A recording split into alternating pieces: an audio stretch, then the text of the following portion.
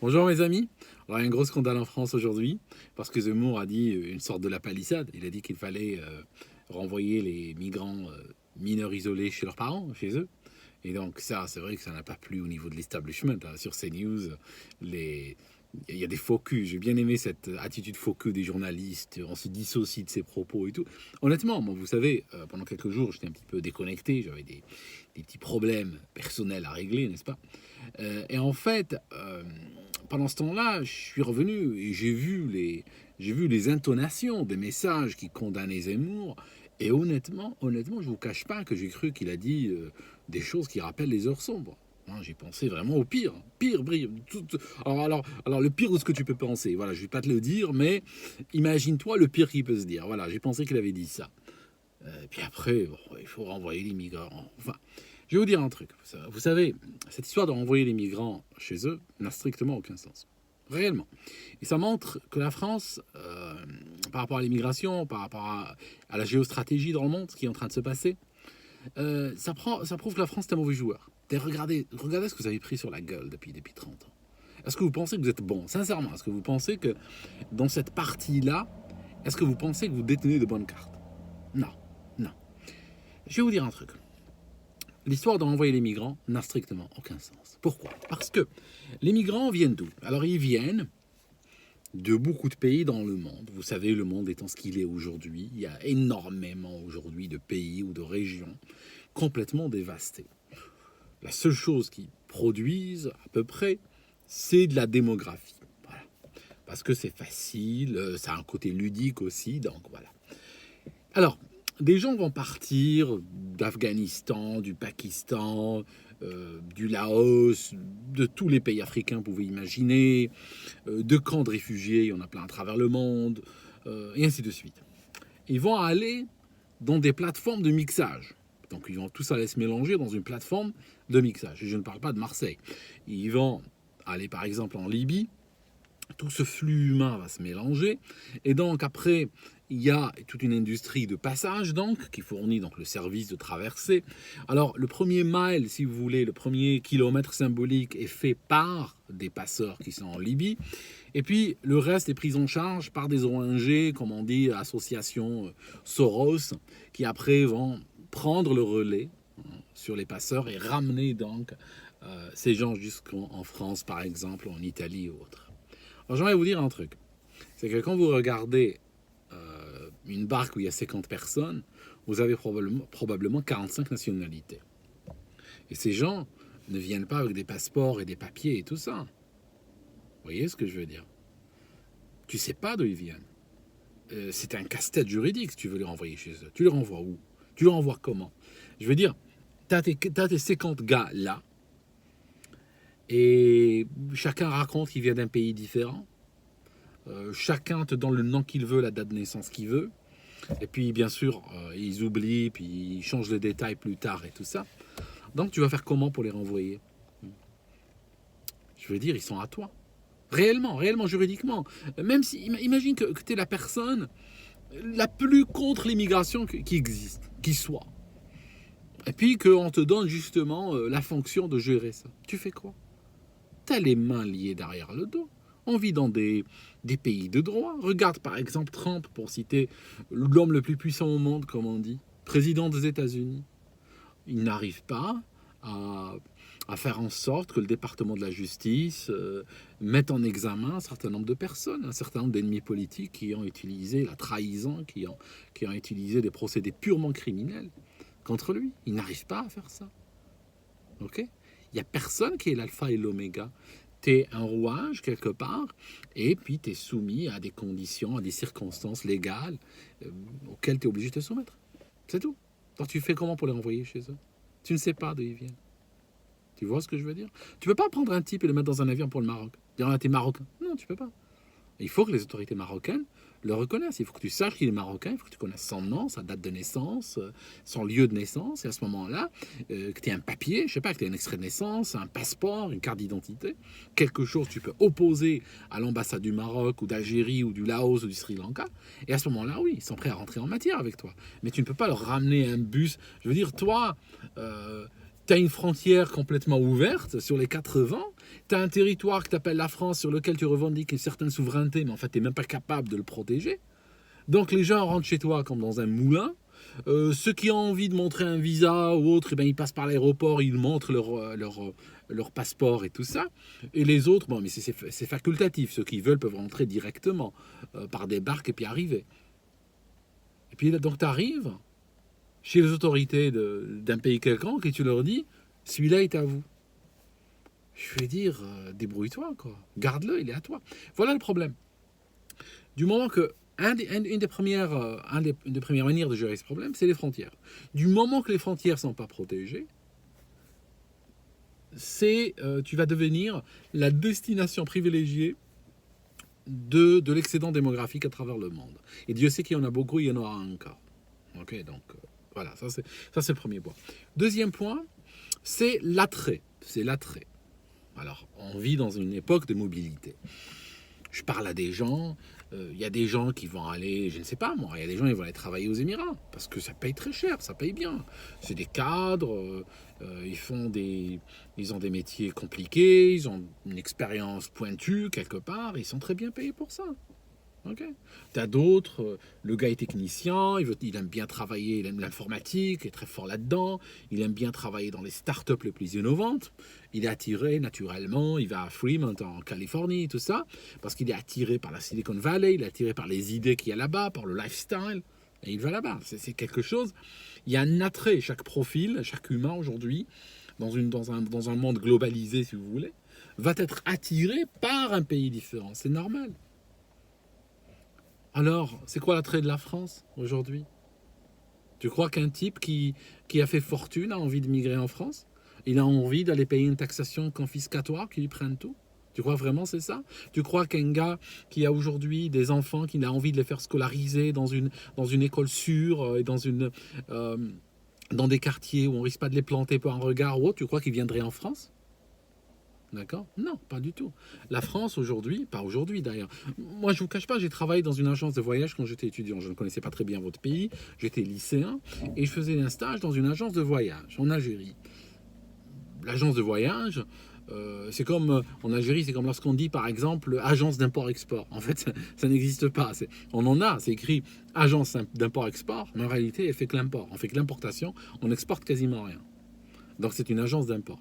Alors l'agence de voyage, vous pouvez lire agence de migration, parce que les gens ne viennent pas acheter des billets pour partir ou des formules pour aller partir, voyager quelque part pendant une semaine et revenir. La majorité, enfin la moitié de nos clients, les autres c'était pour le Hajj, aller à la Mecque, on faisait pas mal d'argent avec eux, mais trois quarts de nos clients, ils étaient là, moitié, trois quarts, ça dépend des saisons, étaient là pour foutre le camp pour toujours. Et ils venaient se renseigner sur les possibilités. Voilà. Alors, et je peux vous dire, j'ai vu des profils passer. Moi, j'ai vu des types s'asseoir devant moi, là, au bureau, qui me disaient, voilà, le gars est bardé de diplômes, il rêve des États-Unis, il a des rêves de Canada, il a des rêves d'Australie, à la rigueur.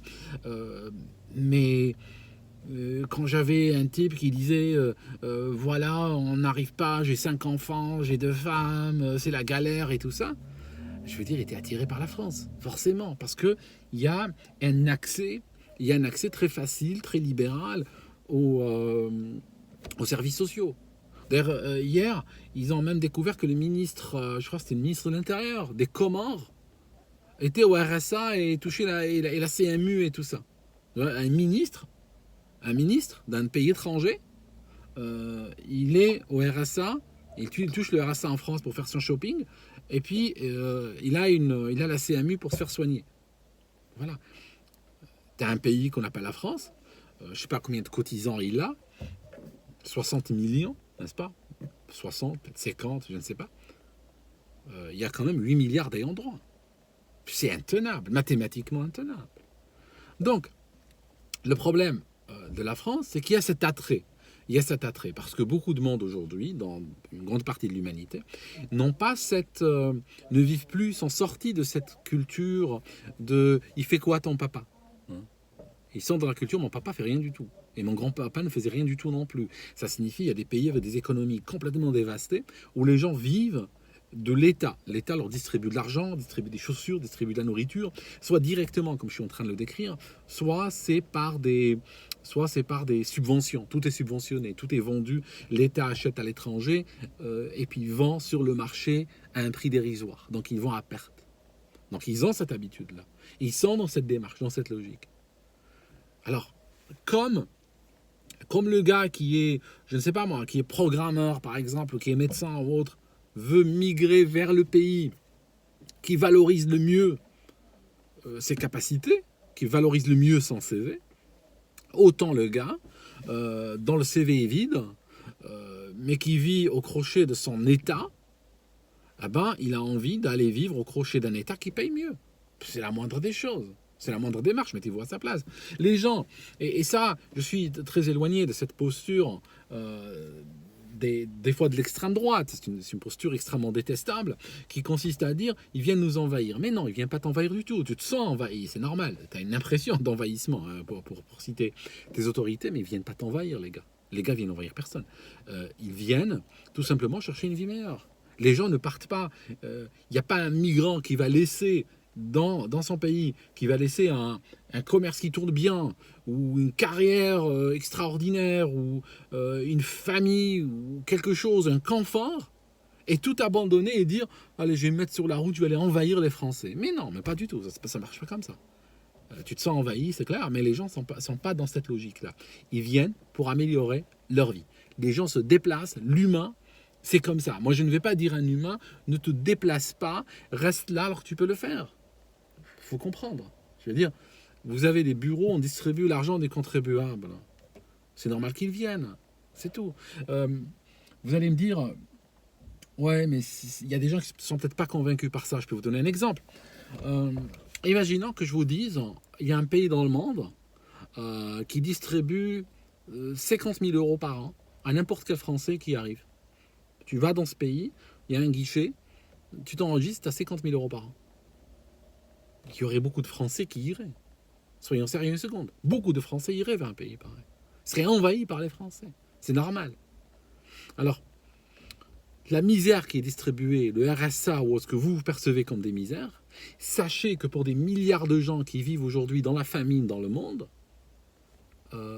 ça représente une manne extraordinaire pour des gens qui comptent en euros. Je ne sais pas combien c'est le RSA, 500 euros par mois, je ne sais pas, je n'ai pas la moindre idée, mais imaginons 500 euros par mois, alors qu'on a aujourd'hui des millions de gens, je crois que même on a plus d'1 milliard, regardez les chiffres de l'UNICEF et autres, on a plein de gens qui vivent pour moins d'1 euro par jour. Ça signifie que c'est des gens qui vivent à 30 euros par mois. Toi, tu leur proposes 500, plus logement gratuit, plus accès à des meilleurs hôpitaux au monde, gratuit. Alors qu'ils n'ont même pas un dispensaire à côté de chez eux. Tu vois.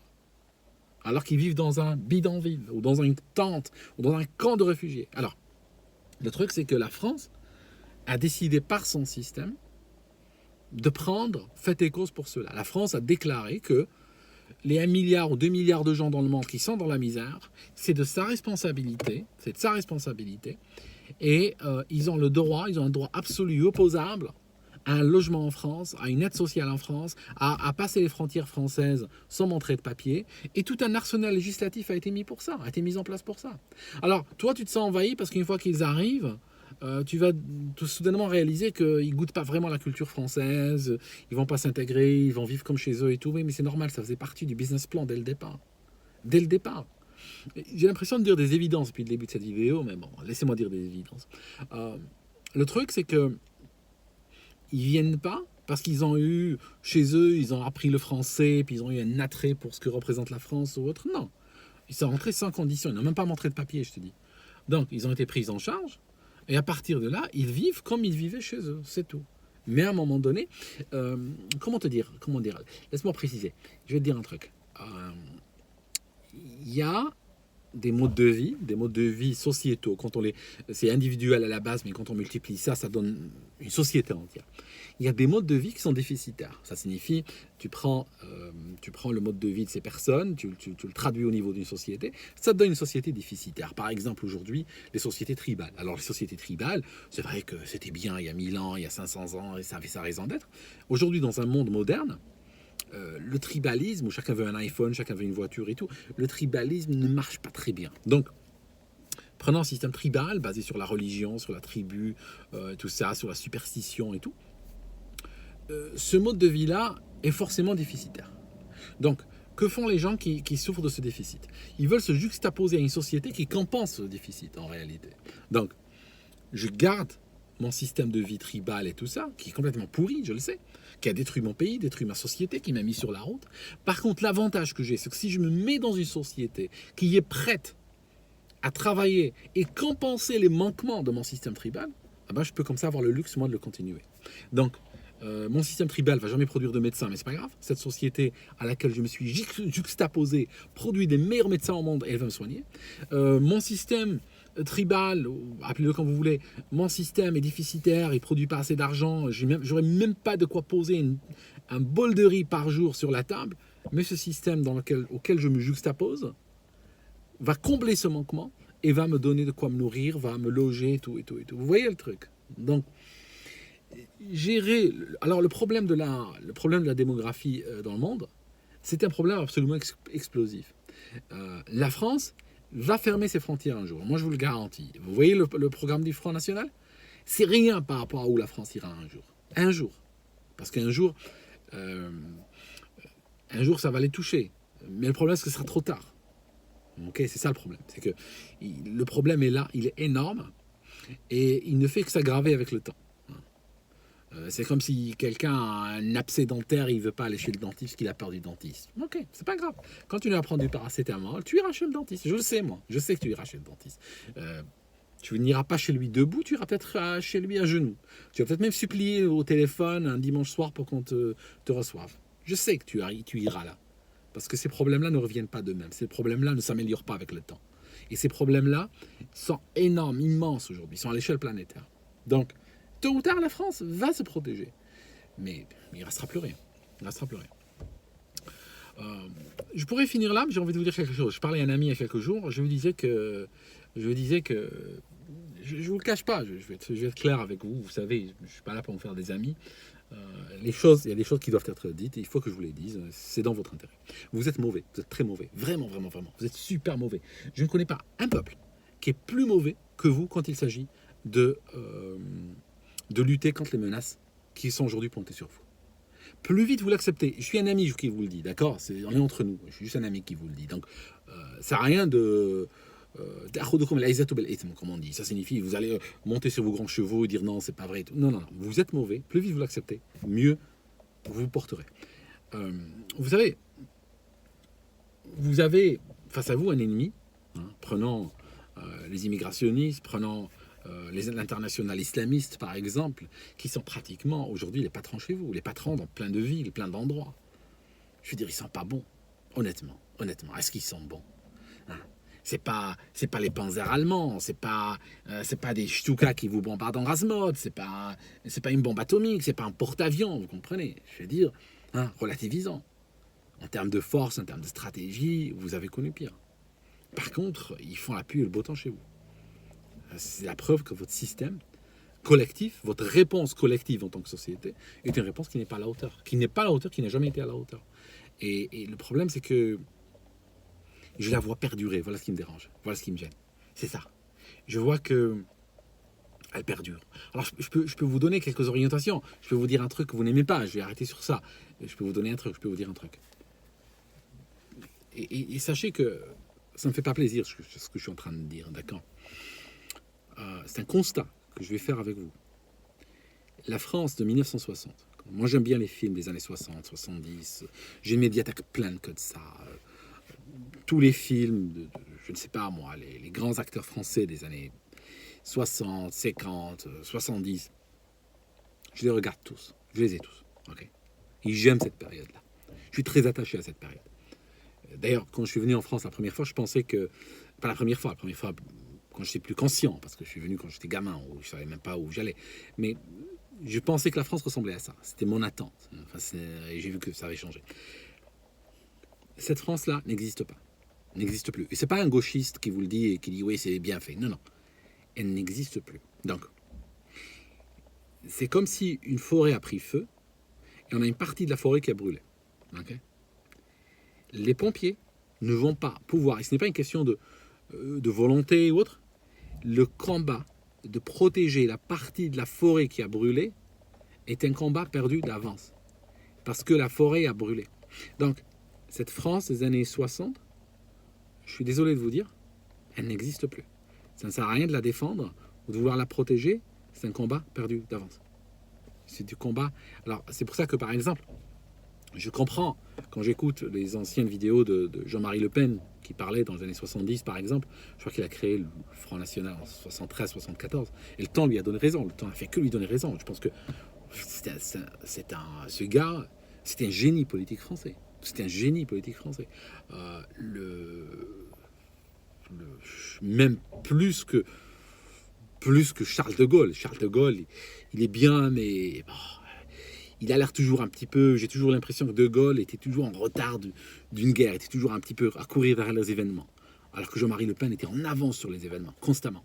Et c'est peut-être cette avance qu'il avait il a choqué les Français en leur annonçant des réalités qui allaient venir, qui allaient devenir les leurs. Mais les Français en tiraient sur le messager, plus qu'autre chose. Mais en se faisant, ils se sont suicidés en réalité. Et donc, c'est comme si tu braques le médecin qui te dit que, écoute, j'ai fait un scan, je crois que tu as un début de cancer ou un truc comme ça, il va falloir faire quelque chose. Imagine que tu le braques, ce médecin-là. Tu sors un flingue, tu le mets sur la tête. Ok. Tu peux. Tu peux même partir et tout ça, mais tu vas finir très mal. Alors, je disais que, pour moi, Jean-Marie Le Pen est plus grand que Charles de Gaulle, c'est clair. Bon, il n'y a pas d'aéroport qui porte son nom pour le moment, mais voilà, la situation est... Il avait annoncé des choses. Et le discours qui était le sien en 1970 est un discours qui ne peut pas avoir lieu en 2020 aujourd'hui. Parce qu'en 2020, il faut défendre la France de 2020. Enfin, ce qui en reste. En 2021, il faudra défendre la France de 2021, ou ce qu'il en reste. Et il en reste de moins en moins en réalité. Mais il faut changer d'approche. Il faut changer de technique, il faut changer de discours complètement. Vraiment complètement. Parce que ce qui est arrivé est mal, mais il y a pire qui peut venir encore. Voilà. C'est tout. Donc, je vous laisse. Je vous laisse, mes amis. J'ai envie de parler plus que ça, mais je n'ai pas envie de faire mon Fidel Castro. Je vais arrêter là. Et puis, je reviendrai dans quelques jours.